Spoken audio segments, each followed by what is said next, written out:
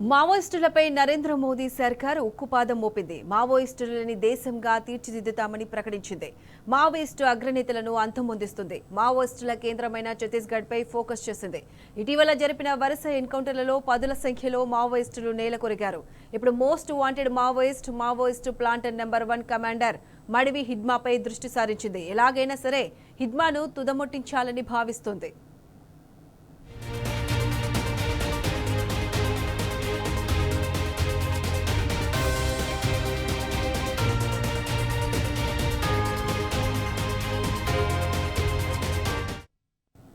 బీజాపూర్ అడవుల్లో హిడ్మా కోసం పోలీసులు జల్లెడ పడుతున్నారు. వేలాది బలగాలు అడవుల్లో ముమ్మరంగా గాలింపు చర్యలు చేపట్టాయి.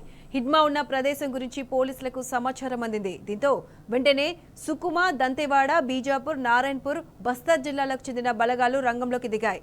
DRG, STF, Cobra, CRPF, Bastar fighter పోలీసులు అడవిలో అణువణువు గాలిస్తున్నారు.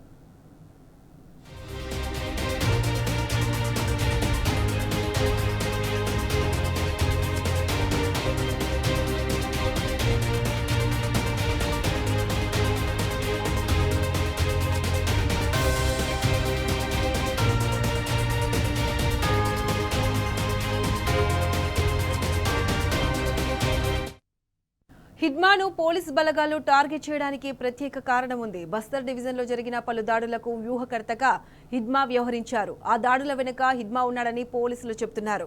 హిడ్మాను అంతమొందిస్తే మావోల ప్రాబల్యం సమూలంగా తగ్గుతుందని పోలీసు ఉన్నతాధికారులు భావిస్తున్నారు. పలు సందర్భాల్లో హిడ్మా కోసం పోలీసులు ముమ్మరంగా గాలింపు చర్యలు చేపట్టారు. ఆ సమయంలో పోలీసుల నుంచి త్రుటిలో తప్పించుకున్నారు.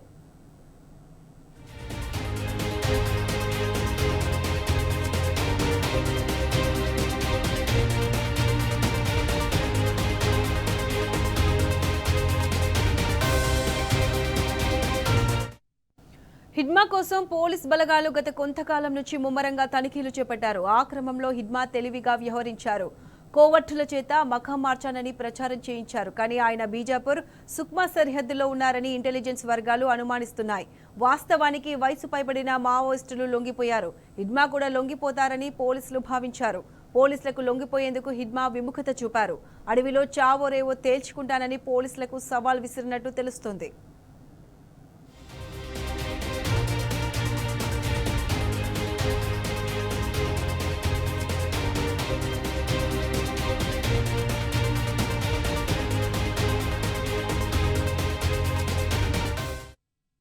ఎలాగైనా సరే హిడ్మాను పట్టుకోవాలని పోలీస్ బలగాలు భావిస్తున్నాయి. అందుకోసం అవకాశం ఉన్న ప్రతి చోట జల్లెడ పడుతున్నాయి.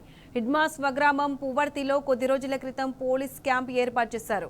పువ్వర్తి సమీపంలో పోలీస్ బేస్ క్యాంపులు నెలకొల్పారు. కొండపల్లి, కవరగట్ట, జీడిపల్లి, టేకులగూడెం, గుండం, సిలిగేర్, పూజారి, కాంకేర్ ప్రాంతాల్లో హిడ్మాకు మంచి పట్టుంది. ఆ ప్రాంతాలకు వెళ్లేందుకు సాహసించే వారు లేరు. ఇప్పుడు అలాంటి సిచ్యువేషన్ లేదు. ప్రతి 2-3 కిలోమీటర్లకు ఒక బేస్ క్యాంప్ ఏర్పాటు చేశారు. ఇక్కడే హిడ్మాకు చెందిన మావోయిస్టు ట్రైనింగ్ క్యాంప్, బంకర్లు, ఆయుధ తయారీ కేంద్రాలు, స్మారక స్తూపాలను భద్రతా బలగాలు స్వాధీనం చేసుకున్నాయి. ఆ తర్వాత ధ్వంసం చేశాయి.